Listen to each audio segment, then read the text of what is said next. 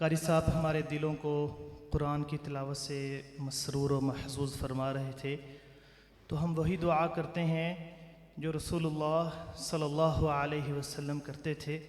اللہم اجعل القرآن العظیم ربیع قلوبنا ونور صدورنا وجلاء احزاننا وذهاب همومنا وغمومنا اللہم اجعلنا من اہل القرآن الذین هم اہلک وخاصتک یا رب العالمین۔ اے اللہ اس قرآن کو ہمارے دلوں کی بہار بنا دے۔ تو ابھی انشاءاللہ بلا تاخیر ہمارے قرۂ کرام جو ہیں وہ تشریف لا چکے ہیں مصر سے، تو میں امیر محترم کو دعوت دیتا ہوں کہ ہمارے مہمان خصوصی ہمارے حافظ عبدالرؤف صاحب وہ ہمارے درمیان موجود ہیں۔ اللہ تعالیٰ ان کو جزائے خیر عطا فرمائے، ان کو قدم قدم پر ان کی حفاظتیں فرمائے۔ وہ تشریف لا چکے ہیں، وہ انشاءاللہ امیر محترم آپ کا تعارف کراتے ہیں اور پھر آپ کو مدعو کرتے ہیں۔ فجزاک اللہ۔ السلام علیکم ورحمۃ اللہ۔ ہاں جی، تھکے تو نہیں ہیں بھائی؟ اللہ تعالیٰ اگر تھکاوٹ یقیناً انسان ہے ہم ہو جاتی ہے، تو اللہ تعالیٰ اگر ان تھکاوٹوں کے بدلے ہمیں اپنی نعمتوں والی جنت عطا کر دے تو کیا خیال ہے، یہ سودا زبردست سودا نہیں ہے؟ تو انشاءاللہ ہم دیکھیں کہ ہمارے جو مہمانان گرامی ہیں وہ کتنی دور دور سے سفر کر کے تشریف لائے ہیں۔ تو جو ہمارے مصر سے آئے ہوئے مہمان ہیں وہ لمبا سفر کر کے آئے تھے، پھر رات بھی ان کا پروگرام تھا تو وہ تھوڑا آرام کر رہے تھے، تو ابھی وہ بیدار ہو چکے ہیں، تو انشاءاللہ کچھ وقت کے بعد وہ ہمارے درمیان موجود ہوں گے۔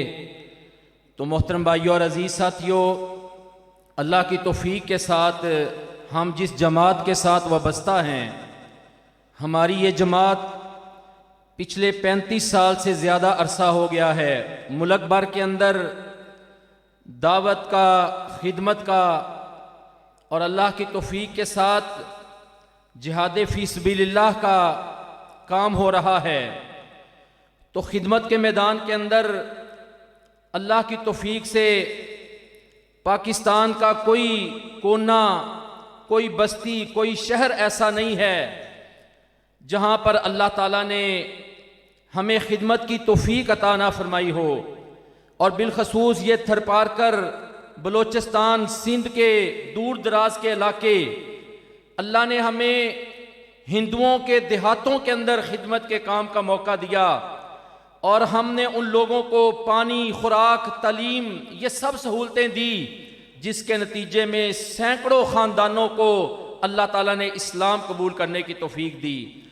تو جن شخصیت کی زیر نگرانی یہ ملک بھر کے اندر خدمت کے کام ہو چکے ہیں یا ہو رہے ہیں، تو آج یہ ہماری خوش قسمتی ہے کہ وہ ہمارے درمیان موجود ہیں، اور مسلسل پروگرام اور سفروں پہ رہنا۔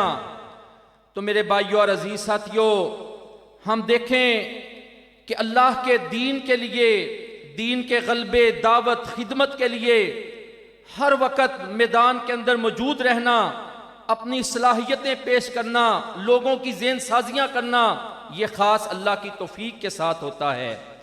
تو میں چونکہ حافظ عبدالرؤف صاحب جو ہمارے شعبہ خدمت کے انچارج ہیں پاکستان کے، تو ان کو میں ابھی دعوت دوں گا، چونکہ وہ بھی مسلسل سفر کے اندر رہتے ہیں، تو ہم چاہتے ہیں کہ وہ ہمارے درمیان موجود ہیں۔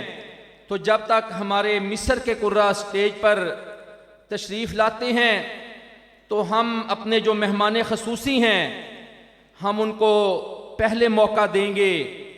تو ابھی میں انشاءاللہ تعالی ہماری خدمت، اور ہم جو سیاست کے میدان میں اس وقت آئے ہیں، ہماری سیاست وہ اس کی بنیاد ہی خدمت ہے، تو انشاءاللہ تعالی یہ خدمت و سیاست اس موضوع کے اوپر میں گفتگو کے لیے دعوت دیتا ہوں اپنے مرکزی رہنما شعبہ خدمت خلق کے انچارج جو پورے پاکستان کے اندر خدمت کے کام لے کر چل رہے ہیں، میری مراد محترم جناب حافظ عبدالرؤوف حافظہ اللہ تعالی کہ وہ تشریف لائیں اور اپنے خیالات کا اظہار فرمائیں۔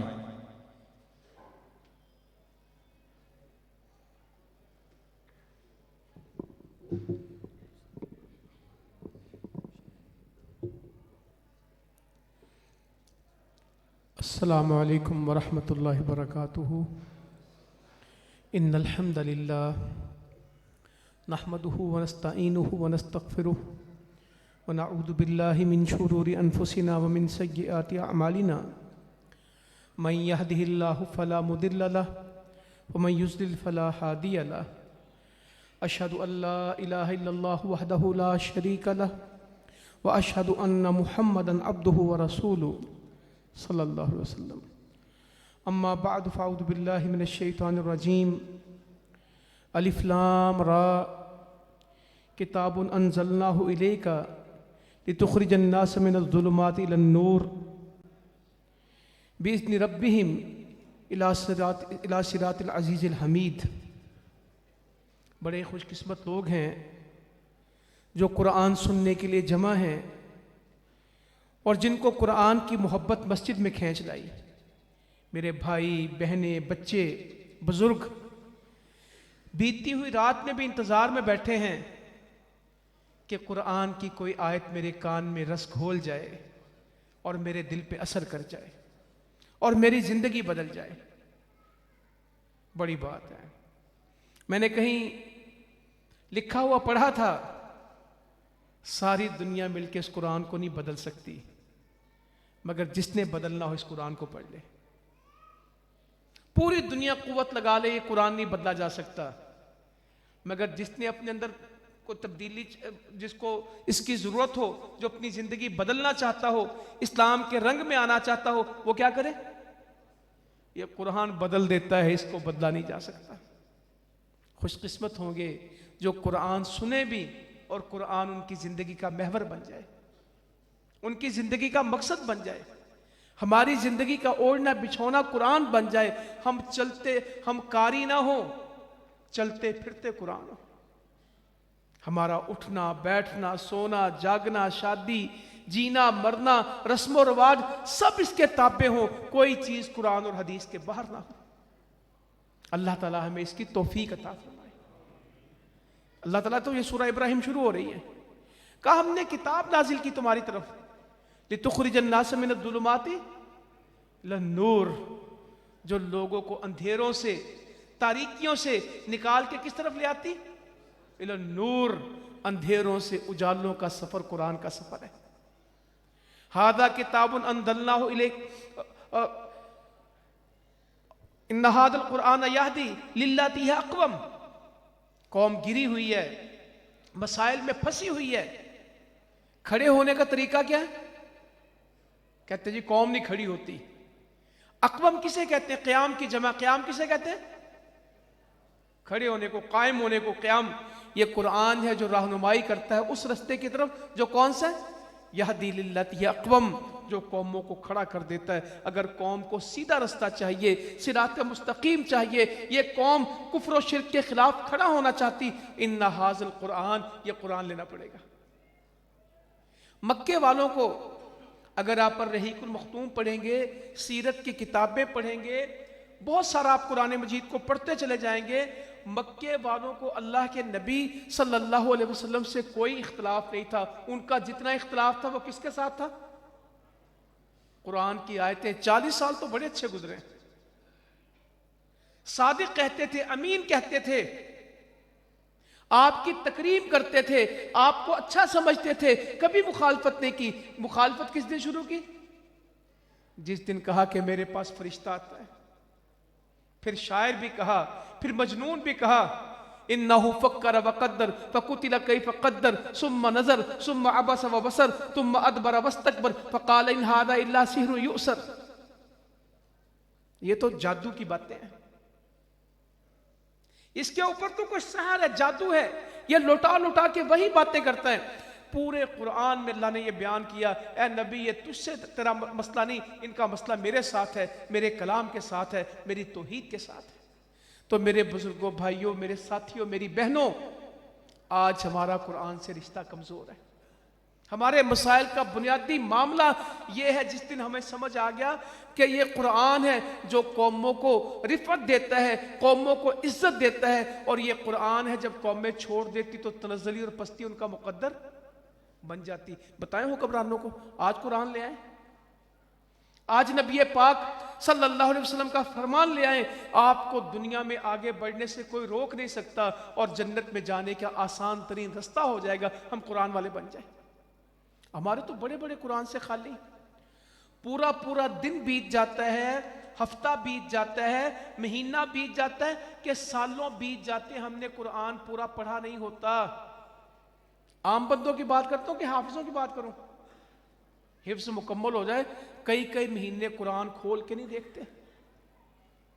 اور عام بندے کی تو کہنے کیا، اگر میں ابھی اپنے بھائیوں سے سوال کروں، جواب نہیں دینا، میں صرف سوال کر رہا ہوں، آپ نے نہ ہاتھ کھڑا کرنا ہے نہ جواب دینا ہے، اللہ کے سے بات کرنی بس. رمضان آنے میں اللہ خیر رکھے کتنے دن ہیں؟ 18-19 دن باقی ہیں. 18-19 باقی ہے نا. 22 کو روزہ اگر شروع ہو جائے انشاءاللہ تعالی. آج 5 تاریخ ہے، 4 تاریخ ہے، کتنے دن رہ گئے؟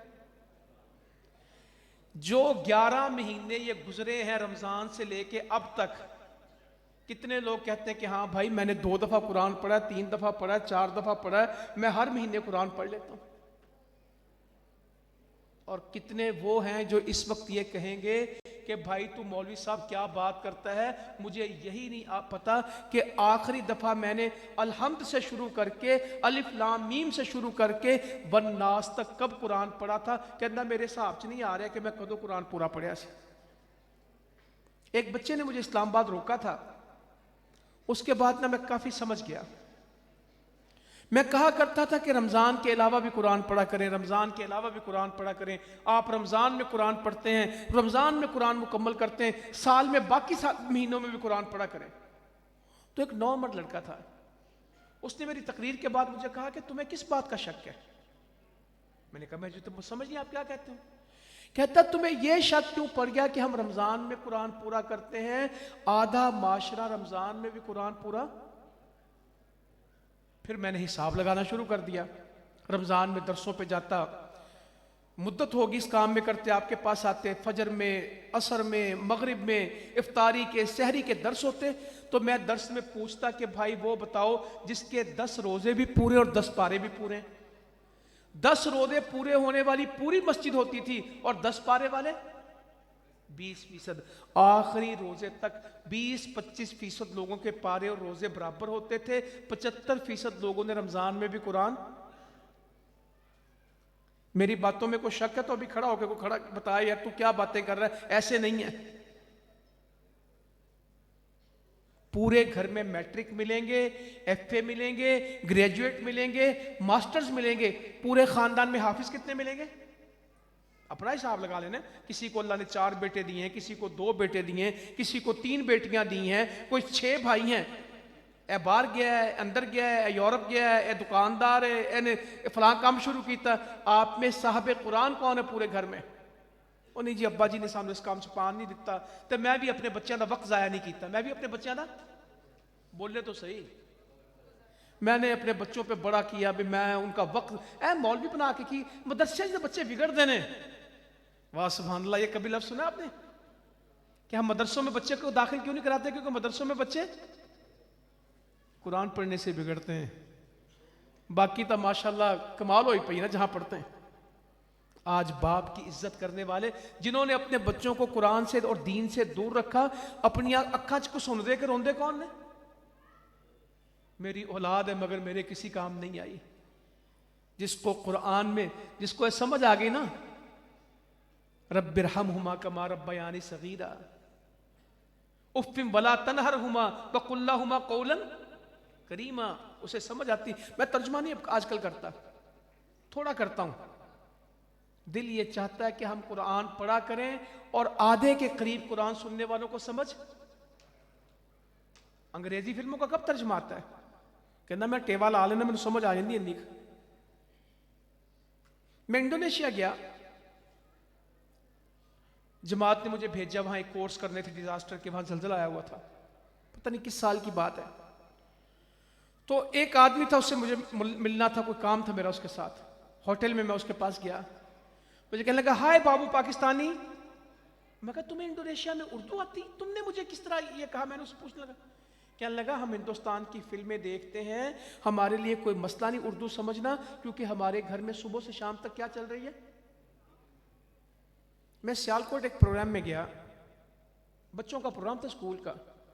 تو میری اتنی سمجھ نہیں، مجھے زیادہ نہیں ہے.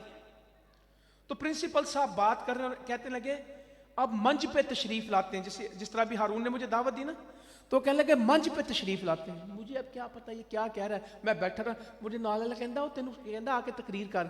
مجھے بعد میں پتہ لگا کہ پرنسپل صاحب پاکستان میں کون سی زبان پڑھ رہے تھے. مجھے پھر لوگوں نے بتایا کہ آپ فکر نہ ہو کریں، گھروں میں اب یہ بات عام ہے، آگیا دیجئے، بھوجن کیجئے. میں آپ کو نمستے کرتا ہوں. میں نے اپنے گھر میں بات ہو گئی میرے بچوں سے، یہ کام اچھے سے کریں. میں کہ یہ اچھے سے کریں، یہ کوئی سمجھ نہیں آتی. اچھا تو ہمارے معاشرے میں اشرف کو کہتے ہیں. پنجابی میں جتنے اشرف ہوتے ہیں ان کا کیا نام ہوتا ہے؟ اچھے نو بلا کے لے آیا. وہ کہتے ہیں یہ اچھے سے کریں، اچھی طرح کریں تو ہوتا ہے. تو پھر مجھے گھر میں پتہ لگا کہ انڈین فلموں کا اور ڈراموں کا اتنا اس وقت اسکول کالج میں رواج ہے اور میڈیا میں کہ اب اچھی طرح کو کیا کہتے ہیں؟ بتائیں تو صحیح، آپ بھی بتائیں. یہ کام اچھے سے کریں. اللہ رحم کرے، میں ان لوگوں سے ملا ہوں جو کہتے ہیں کہ ہمارے بچے شادی کے دن پوچھتے ہیں کہ پھیرے تو ہوئے نہیں، جنتر منتر تو پڑے نہیں گئے، شادی کس طرح ہو گئی؟ جو جنازے میں پوچھتے ہیں کہ اب اس کو جلائیں گے کب. بچے وہ نہیں کرتے جو ہم ان کو بتاتے ہیں، بچے وہ کرتے جو وہ بولے تو صحیح، جو بچے دیکھتے ہیں. بچے وہ نہیں کرتے جو ہم ان کو بتاتے ہیں، بچے وہ کرتے جو دیکھتے ہیں. ان کو بتوں کا، دیویوں کا، دیوتاؤں کا سب کا پتہ ہے. ان کو اللہ اور اس کے رسول کے بارے میں کتنے بچے ہیں؟ میں یہ نہیں کہتا کہ سب نہیں ہوں گے، کچھ ہوں گے جن سے کہیں کہ قرآن کی 114 سورتوں کے نام بتاؤ. 114 چھوڑ دیں، آدھی کر دیتا ہوں، 57 سورتوں کے نام یا 57 ہندوستان کی فلموں کے نام بتاؤ. دونوں سوالوں میں آپشن رکھ دیتا ہوں. آسان کون سا جواب ہے؟ قرآن مجید میں جن انبیاء کے نام ہیں ان میں سے 10 نبیوں کے نام لکھ دو، یا ہندوستان میں 10 ناچنے والوں کے نام لکھ دو. آسان جواب کیا ہے؟ 10 عشرہ مبشرہ کے نام بتا دو، یا دنیا میں کرکٹ کھیلنے والے 10 لوگوں کے نام بتا دو. وہ عمریں بھی بتا دیں گے کرکٹ والوں کی. ہم بہت دور جا. وہ ایک بچہ میرے پاس آیا، میں نے پہلے بھی شاید کہیں بتایا. مجھے کہنے لگا تم بگ شو کو جانتے ہو؟ پرانی بات ہے، کم از کم یہ 12-15 سال یا اس سے پرانی. بگ شو کو جانتے ہو؟ میں نے کہا یار کیا آپ جوتے کے بارے میں پوچھ رہے ہیں کہ بڑا جوتا کوئی؟ کہتا تمہیں بگ شو کا نہیں پتا. تو میں نے کہا نہیں یار کیا آپ کہنا کیا چاہ رہے ہو؟ کہتے تم نے کبھی ریسلنگ نہیں دیکھی، کشتیاں؟ میں نے کہا نہیں میں نہیں دیکھتا. کہتے تمہیں پتہ ہی نہیں وہ کیا چیز ہے. وہ اتنا حیران تھا کہ مجھے ایک کشتی لڑنے والے کا نام اور اللہ کے نام کتنے آتے ہیں؟ نبی کریم صلی اللہ علیہ وسلم کے نام کتنے آتے ہیں؟ کیا ہندوستان کی عورتوں کے نام زیادہ آتے ہیں کہ امہات المومنین کے؟ آتے ہوں گے، میں یہ نہیں کہتا نہیں آتے ہوں گے. میرا تو سوال یہ ہے کہ کس کس کو آتے ہیں. ہم بہت دور نکل گئے. ہمارے ایک بزرگ ہیں محبت کرنے والے، بہت اچھے، یہاں پہ گجرانوالے میں ان کی اکیڈمی ہے، ایک بہت اچھا ان کا سیٹ اپ ہے قرآن پڑھانے کا. تو بچہ لے کے آیا ابا کہ اس کو قرآن پڑھا دیں. تو انہوں نے کہا کہ یار اس کا نا لکنت ہے تھوڑی سی، اس کو تو میں اس کو ترجمہ اور ناظرہ پڑھا دیتا ہوں، قرآن کی تفسیر پڑھا دیتا ہوں، کتابیں پڑھا دیتا ہوں، آپ اس کو حفظ نہ کرائیں، اس میں لکنت ہے تو مشکل ہوگی. کہنے لگا 100 گانا آندہ ہے تو قرآن نہیں آندہ ہوئے گا. وہ تو پھر بھی کوئی اچھا باپ تھا جس کو گانے کے ساتھ کیا فکر لگ گئی. میں آپ کو ایک حدیث سنانا چاہتا ہوں. عمر بن سلمہ کہتے ہیں رضی اللہ تعالیٰ عنہ، ہمارا ایک چشمے کے اوپر گھر تھا، پانی کا چشمہ تھا، نالا تھا، اس پہ ہم رہتے تھے. اور سب لوگ اس بات کے انتظار میں تھے کہ جب اللہ کے نبی صلی اللہ علیہ وسلم کو فتح ملے گی تو ہم مسلمان ہوں گے. لوگ مسلمان ہو گئے. میرا ابا بھی مسلمان ہوا.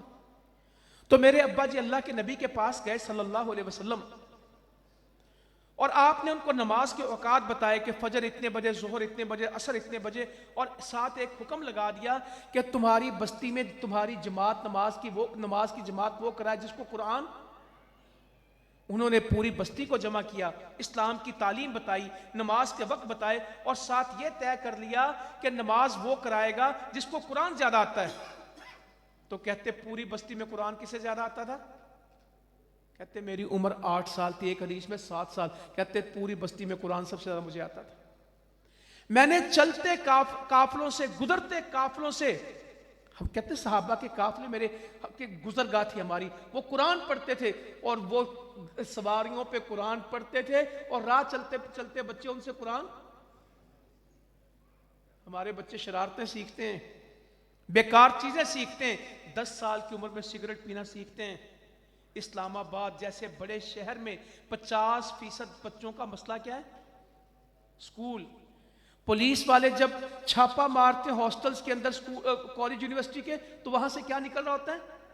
ہیروئن, چرس, انجیکشن لگاتے ہیں پنجاب یونیورسٹی کے باہر بیٹھ کے. میں نے ایک ماں سے سنا, میں نے ایک باپ سے سنا کہ لوگوں کے بچے مرتے ہیں, میرے بچہ نہیں مر سکتا. کہتے اس کی زندگی سے اس کی موت اچھی, ہم تو ذلیل ہو گئے اس کے نشے کی وجہ سے. گھر کے برتن تک بک گئے, رشتہ داروں تک کی چوریاں کر گیا. اللہ تعالیٰ پناہ دے, اللہ تعالیٰ اپنی عافیت پہ رکھے. کہتے میری عمر 8 سال تھی تو میں نے راہ چلتے مسافروں سے, سواریوں پہ چلتے ہوئے صحابہ سے قرآن سیکھ لیا. تو جب میرے ابا جی نے پوچھا قرآن کس سے زیادہ آتا, تو بستی میں مجھے قرآن زیادہ آتا تھا. میں 8 برس کی عمر میں بستی کا امام تھا. میرے پاس ایک ہی چادر تھی, میرے پاس ایک ہی قمیض تھی, وہ چھوٹی تھی. جب میں سجدے میں جاتا تو پیچھے سے میرا پیچھا ننگا ہو جاتا تھا. ہمارے محلے کی ایک عورت گزری اور نماز پڑھ رہے تھے, میں سجدے میں تھا, میں پیچھے سے ننگا تھا. کہنے لگی اپنے امام صاحب کا یہ ہم سے چھپاتے کیوں نہیں, اپنے امام صاحب کو ہم سے چھپاتے کیوں نہیں. کہتے پھر وہ عورت ایک قمیض بنا کے لے کے آئی جو میں نے پہنی, اور مجھے اس سے بڑی خوشی ہوئی. ایک قمیض مجھے ملی, قرآن آتا تھا, قمیض نہیں تھی. 8 سال کی عمر میں بچہ امام تھا. اپنے بچوں پہ محنت کی تھی, ان کو قرآن سکھایا تھا. میری آپ سے گزارش, ہم ایک کیلکولیشن میں چلے جاتے ہیں. احادیث میں بہت ساری جگہ میں یہ ملتا ہے کہ قرآن کی ایک آیت سیکھیں. ویسے دنیا کی سب سے بہتر جاب کیا ہے, سب سے بہتر مشغلہ کیا ہے؟ خیرکم من تعلم القرآن. تو میں بہترین وہ ہیں جو قرآن کو سیکھتے یا قرآن کا علم حاصل کرتے ہیں, قرآن کا علم دیتے ہیں. ہم کہتے ہیں میں فلاں بڑا اچھا کام کر رہے ہیں, فلاں بڑا اچھا کام کر رہے ہیں, میری فلاں بڑی اچھی ڈگری. مگر میرے نبی نے جو سٹیمپ کیا وہ کس بات پہ کیا؟ یا قرآن پڑھنا ہے یا قرآن پڑھانا ہے. اللہ تعالیٰ ہمیں اس کی توفیق عطا فرما دے. تو احادیث میں بہت ساری ہیں, ہم اس کی ڈیٹیل نہیں کرتے, اس کو شارٹ میں لیتے ہیں. ایک آیت ایک اونٹنی سے افضل ہے, ہم بس اس کو سمجھتے ہیں, باقی حدیثیں. ایک اونٹنی کی قیمت عرب میں سب سے قیمتی سواری کیا تھی؟ آج جس طرح آپ کو کہ لینڈ کروزر ہے میرے پاس ہمر ہے, میرے پاس BMW ہے, میرے پاس مرسڈیز ہے. بیسٹ کوالٹی کی سواری جو آج ہے, اس دور کی بیسٹ کوالٹی کیا تھی؟ اونٹنی. بعض حدیثوں میں کہ اونچی کوہان کی, بعض میں ہے کہ حاملہ ہوں تو گھر میں جائے تو 3 اونٹنیاں بندھی ہو تیرے سے مفت میں. بندہ گھر داخل ہو تو 3 کرولا کھڑی ہوئی ہیں, وہ کہ کتوں آئی ہیں؟ بس اللہ والوں آ گئی ہیں. پسند کرتے ہو؟ صحابہ نے کہا کیوں؟ کہا پھر نماز میں 3 آیتیں کیوں نہیں پڑھتے؟ کوئی عقیق کے بازار میں جائے, بتہان کے بازار میں جائے, عقیق کی وادی میں جائے, ظلم نہ کرے, رشتہ داری خراب نہ کرے, کسی سے چھینے نہ. اونچی اونٹنی لے کے, اونچی کوہان کی جوان 2 اونٹنیاں مفت میں. صحابہ پسند ہے؟ کہاں پسند ہے. کہا 2 آیتیں صبح کو سیکھ لے یا سکھا دے مسجد میں جا کے, 2 اونٹنیوں سے افضل. اور 3 کا پڑھنا, ایک آیت ایک اونٹنی کے برابر ہی، افضل نہیں کہتے ہیں، میں برابر کر دیتا ہوں، اونٹنی 2 لاکھ کی لگا دیں، 2 لاکھ کی لگا دیں، ایک آیت 2 لاکھ کی کر دوں، چلو تسی 2.5-3 لاکھ، میں تو 100 روپے تے بھی آ جانا ہے۔ اگر ایک آیت کی قیمت 100 روپے ہوتی نقد، 10 آیتیں پڑھتے تو کتنے پیسے ملتے، اور 100 آیتیں پڑھتے تو کتنے ملتے، 10,000 تے 100 روز دیاں 100 تے مہینے 30 دن تے تنخواہ ہو جاتی 3 لاکھ روپیہ، 100 آیتاں پڑھو تو تنخواہ 3 لاکھ، ڈنکی لا کے یورپ جانا سی کہ قرآن پڑھنا سی؟ کوئی بندہ دنیا میں مجھے دکان تو کھول کے دکھاتے 100 پڑھنی سی کہ گھر والی نکالنے سی، اے فلاں دے ابو اے میں 100 پڑھے 200 پڑھ لینے سے اج 20,000 آ جاندہ۔ دنیا کا سب سے بڑا کام کیا ہوتا؟ قرآن، سارے قرآن پر لگے ہوتے، اگر نقد یہاں ATM مشین لگی ہوتی، آیتیں بتاتے، پیسے نکل آتے، مگر اگر آخرت پہ یقین ہو تو پھر کئی دن قرآن نہ کھلے، نقد ملتے۔ میں کہتا ہوں ممکن عیسائی، یہودی، سکھ بھی ہندو بھی آ کے کیا پڑھتے، 100 آیتوں کا کیا لگتا ہے، آدھے گھنٹے کی گل نہیں ہے، وہ پارا بھی سکون سے پڑھے تو 40 منٹ میں پڑھیں گے، 50 منٹ میں پڑھ لیں گے۔ فیس بک پہ 2 گھنٹے، واٹس ایپ پہ 5 گھنٹے، گوگل یوٹیوب پہ 2 گھنٹے، اور قرآن پہ میں نے ایک ویڈیو قرآن میں دیکھی، اس میں موبائل میں دیکھی، اللہ واسطے ہوتے عمل نہ شروع کر دو جائے، ہم چیز بتا رہے ہوتے تربیت کے لیے، لوگ کی ہوتا پٹھا پھاسا سنبھال لیندے نے تے سدھی گل گوا دیندے نے۔ وہ ویڈیو میں نے دیکھی کہ ایک بچی قرآن مجید میں پیسے رکھ رہی ہے، تو اس کا ابا یا بڑا اس کو آ کے کہتا ہے کہ بیٹا تم قرآن میں پیسے کیوں رکھتی ہو؟ اس نے کہا اس میں چوری نہیں ہوتی۔ اس نے کہا وہ کس طرح؟ کہتی گھر میں اس کو کھولتا کوئی نہیں ہے، دراز میں رکھوں، پرس میں رکھوں، تکیے کے نیچے رکھوں، الماری میں رکھوں تو کوئی نہ کوئی اٹھا لیتا ہے بھائیوں میں سے، کوئی فلاں فلاں فلاں، مگر قرآن میں جتنے دن بھی پڑے رہے چوری نہیں ہوتی، کیونکہ اس کو مقصد ہے قرآن کھولنا، کل تو جا کے اپنا خزانہ قرآن سے نہ رکھ دینا کہ گل انہیں صحیح دسی ہے، جدو پیسے رکھنے کتنے رکھنے نے۔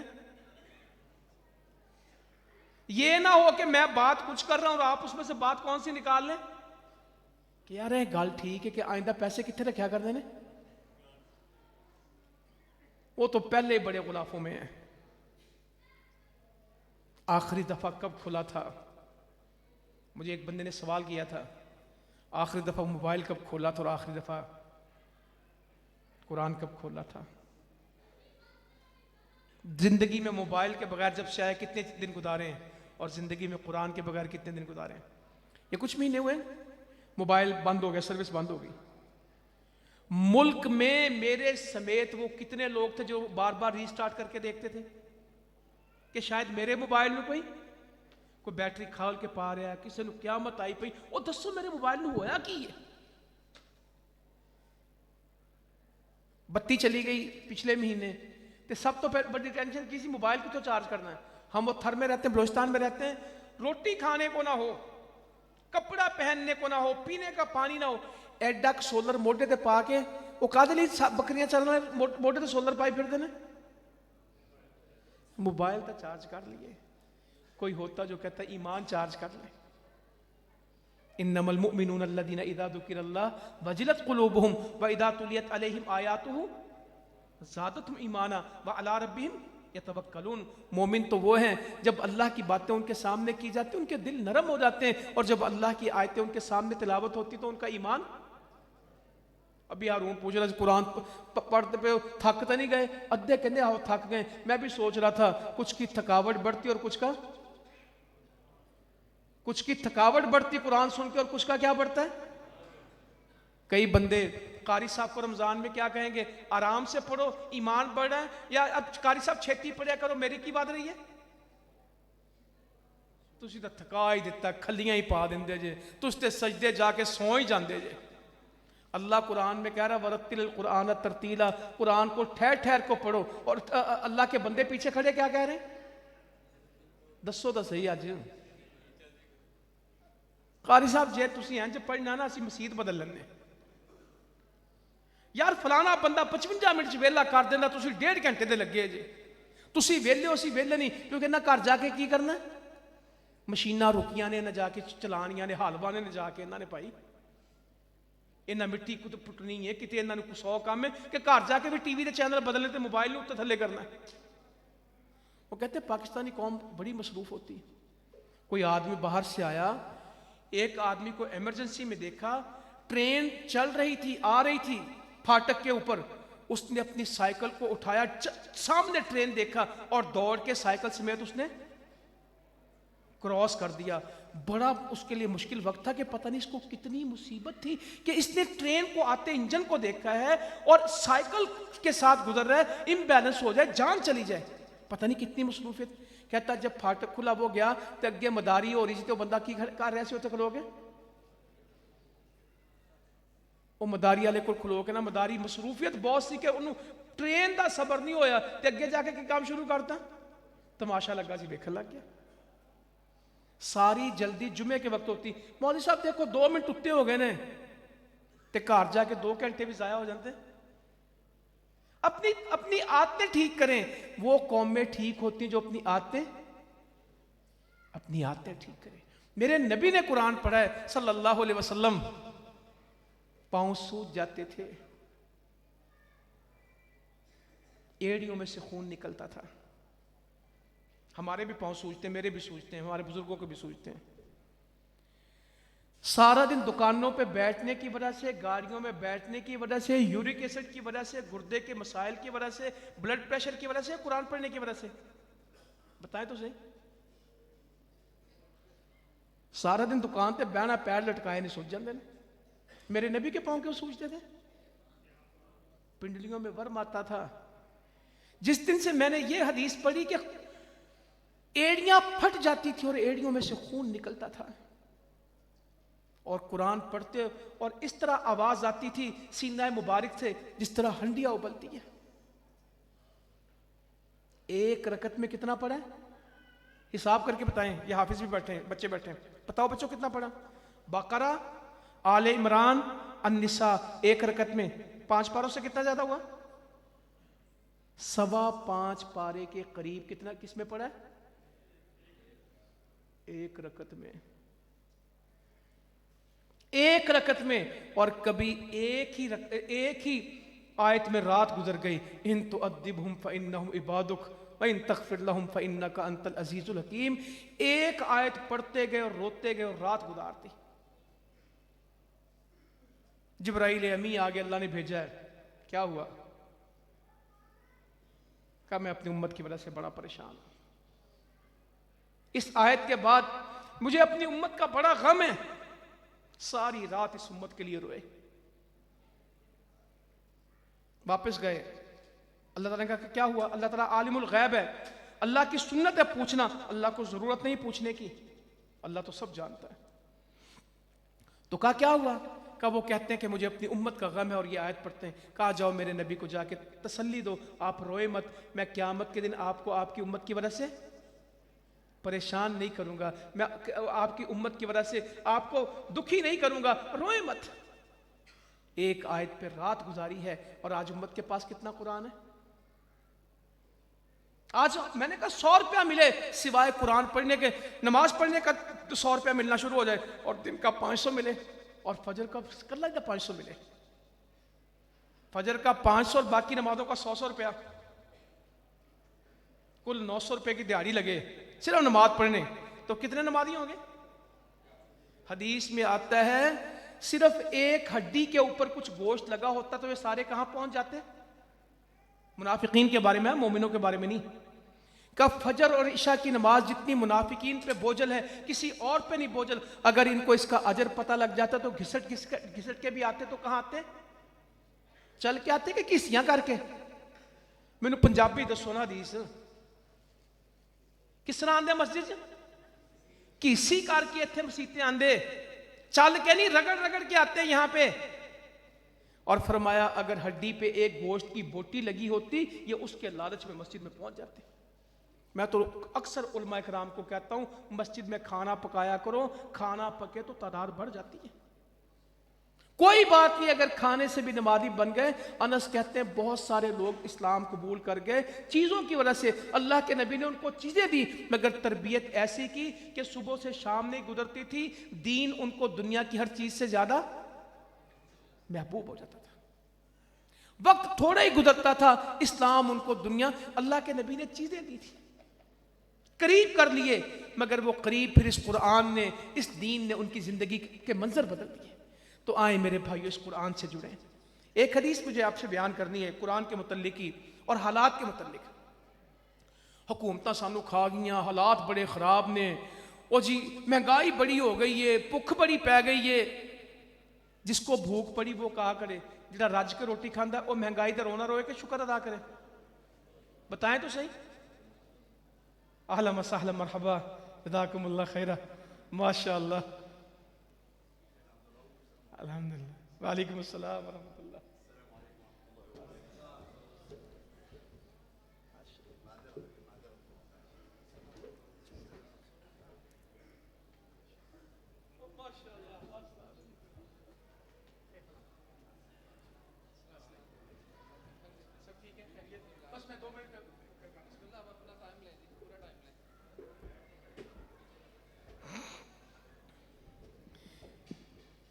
قاری صاحبان کے ساتھ میرے روز ہی پروگرام ہوتے ہیں اس لیے ہمارا کافی تعارف ہے, ہم اور یہ اکٹھے چل رہے ہیں آج کل شیڈیول میں الحمدللہ. تو وہ میں آپ کو حدیث بلا وجہ نہ شور کریں کہ یہ ہو گیا وہ ہو گیا. جب تک ہمارے اعمال ٹھیک نہیں ہوں گے ہمارے معاملات بھی ٹھیک, مجھ پہ توجہ دیں, ابھی انشاءاللہ تعالیٰ آپ کو سناتا ہوں. جب تک ہمارے اعمال ٹھیک نہیں ہوں گے ہمارے معاملات بھی ٹھیک کبھی بھی نہیں ہوں گے. آئیں ایک حدیث پہ اپنی بات پوری کروں, آپ کو سمجھ آئے. ابھی ہارون بھائی نے کہا سیاست بتاتے ہیں, خدمت بتاتے ہیں, اس حدیث میں سب کچھ بتا دیتا ہوں. 3 منٹ کی حدیث ہے. کیا میں گمان کر سکتا ہوں کہ اس کے بعد یہ ابن ماجہ کی حدیث ہے, آپ گھروں میں اس کو لکھ کے لگائیں گے, آپ اس کو یاد کر کے دعوت دیں گے؟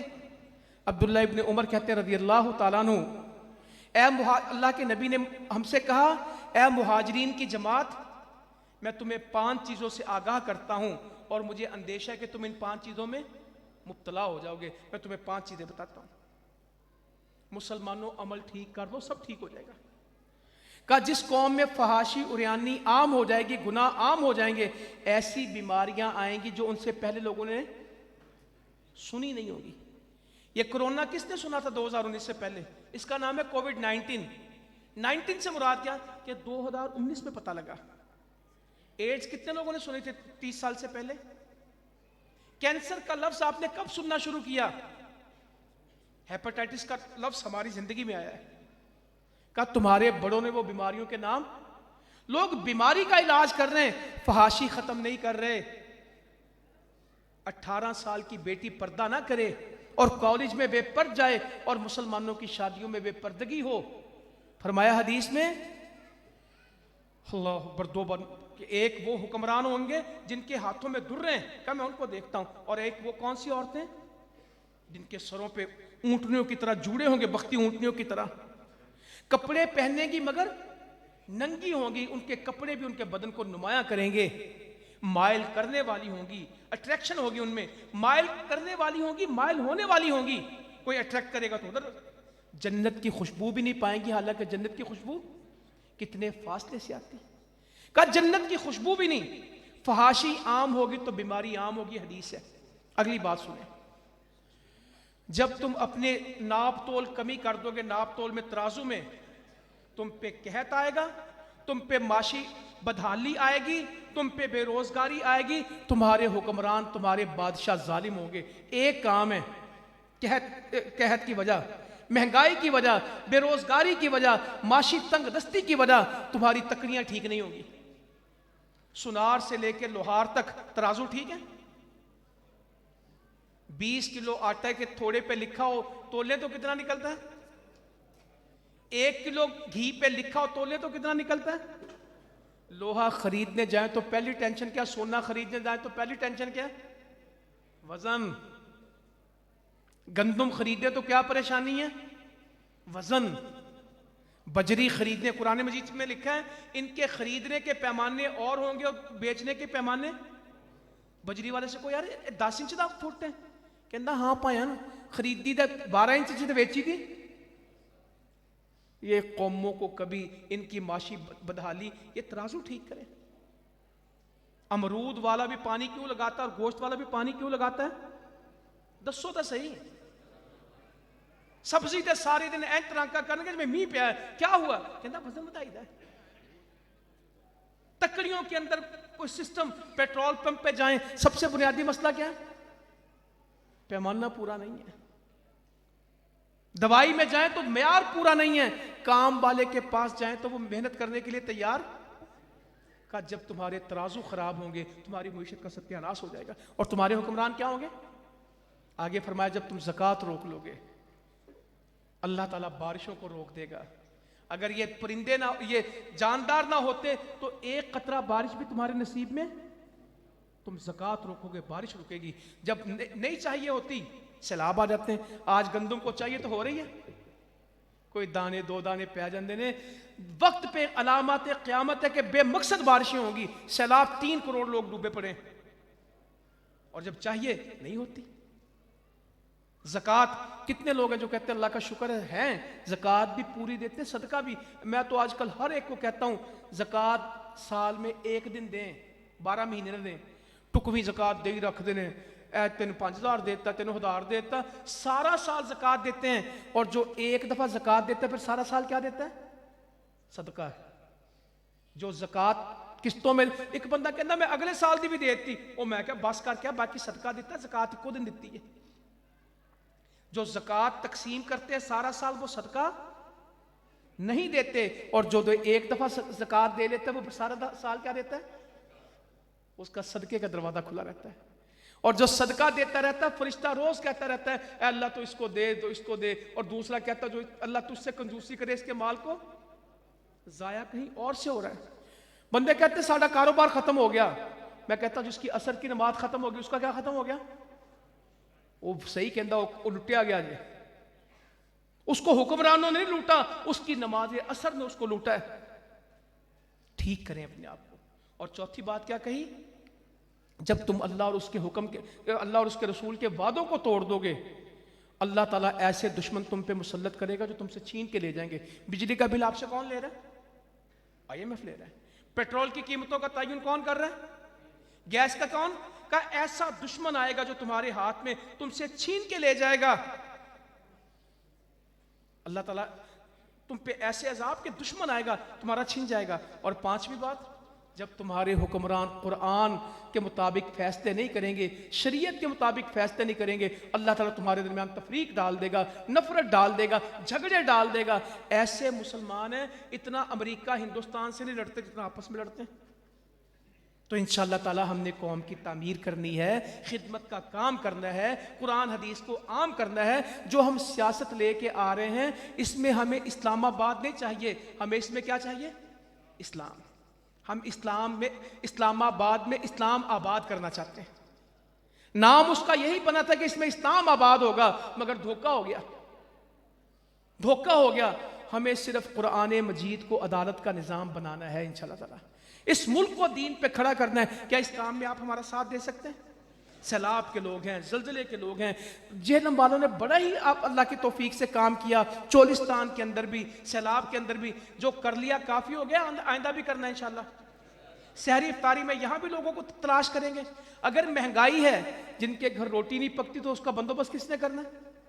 مہنگائی کا شور کر کے، مہنگائی اندھیرے کا شور کر کے اندھیرا نہیں جاتا، اجالوں سے اندھیرا جاتا ہے. مہنگائی بیان کرنے سے کچھ نہیں ہوتا، لوگوں کو روٹی کھلائیں تو بہت کچھ ہوتا ہے. اللہ تعالیٰ عمل کی توفیق دے. جزاکم اللہ خیرا وما علینا الا البلاغ.